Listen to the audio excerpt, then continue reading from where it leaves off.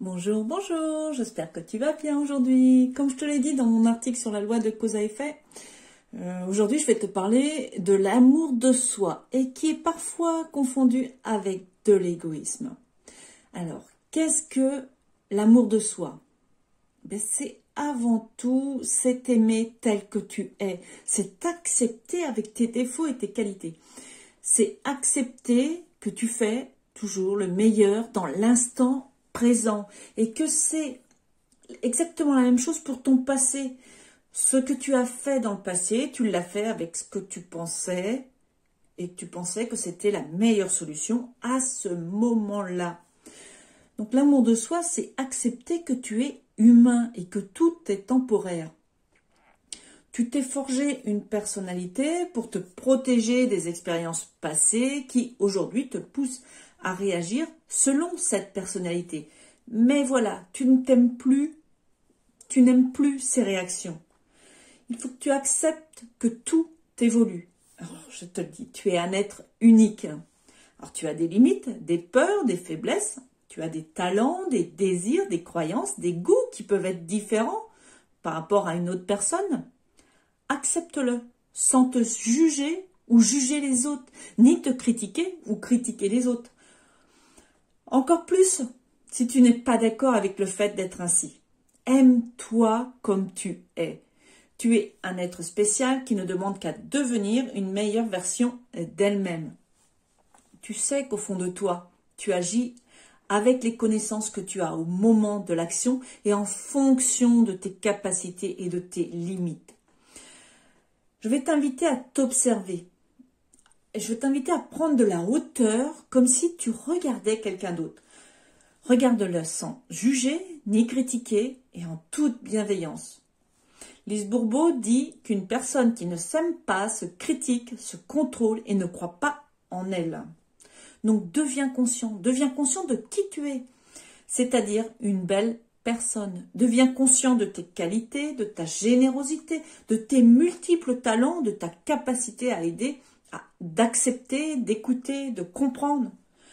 Tu as le pouvoir de créer et de rechercher sans cesse l'amélioration de ton être. Écouter ses besoins, c'est écouter ses besoins et les satisfaire. Être égoïste, c'est se préoccuper exclusivement de son propre plaisir et de son propre intérêt sans se soucier de ceux des autres. C'est profiter des autres. Donc satisfaire ses besoins soi-même sans rechercher toujours l'assistance des autres reflète un comportement basé sur l'amour de soi. Vouloir que ses propres désirs soient satisfaits par quelqu'un d'autre sans vérifier s'il est d'accord, eh bien ces deux attitudes représentent de l'égoïsme. C'est Lise Bourbeau qui l'a écrit dans un de ses livres, qui est le guide de l'être de mémoire. Donc là, je vais te demander, on va passer à l'action et je vais t'inviter à faire la liste de tes qualités. Pour t'aider, tu peux regarder le document que je mettrai en lien dans les commentaires ou dans le corps du texte par rapport à cette vidéo. Et on peut aussi retrouver la liste de tes qualités et de tes défauts sur différents sites. Je t'en ai mis un lien dans le message. Et puis, je vais t'inviter aussi à accepter, quand tu auras fait ta liste, quand tu peux souligner, imprimer le document et le souligner.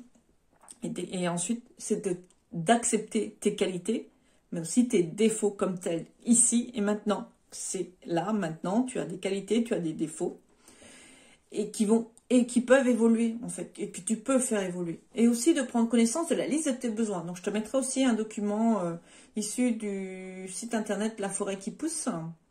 Et c'est des besoins qu'on rencontre souvent aussi en communication non violente, en CNV.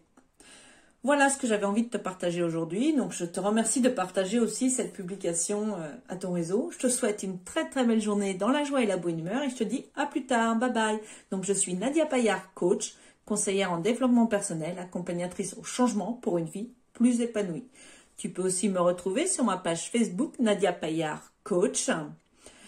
Et pour recevoir toujours d'actualité un cadeau, c'est un exercice pratique réaliser son rêve. Je t'invite à aller sur mon site internet nadiapayard.com dans l'onglet réaliser un rêve. Et tu as un formulaire, tu pourras t'y inscrire et recevoir cet exercice. À plus tard.